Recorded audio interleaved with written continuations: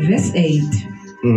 Ngoko Ndinga angathandaza Amadoda kuzo zonke indawo ephakamisa izandla ezingcwele. Amadoda angathandaza kwindawo zonke elula izandla zawo. Hayi bakhohlakale abethu mama ahlale ngoma kodwa makathandaze. Amadoda. Yebo molweni. Indoda inhloko yekhaya. Ekudingeka kuba mayithandaze. Ngoba uThixo lothe inhloko yale ndlu indoda. Haleluya. Haleluya.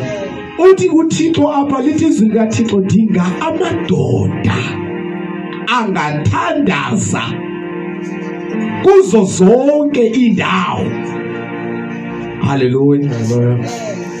Egadini kwawo isigwebo madaka mntanami wathiwa umama yawumitha inyanga zibe 9 evuka ubuhlungu. Inyoka yawuhubuluza ifuhle phansi ngesisu. Kodwa xa kufika endodeni sabaqathi isigwebo nyana. Wathiwa yawudlubila kwebuzi layo. Lithi izwi ndoda umhlaba uyilento uyiyo nje kungenxa yakho. Umhlaba wonke Nkolisa mfana wami uqalekise uyifunde wencwadi yeGenesis uqalekisekile ngenxa yendoda. Uthi Paulos eTimothy ndingamadoda wonke angathandaza elula izandla zawo ezikwindawo zonke. Qhubeleka mama andifanisa ngapho but say yabona le ndawo yamadoda. Amadoda akakhona konke ezicaweni.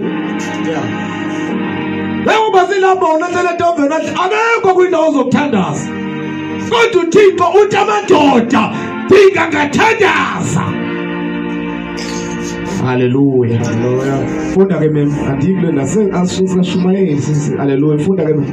Engena ngqombo, engena ntandabuzo, engazondi mntu.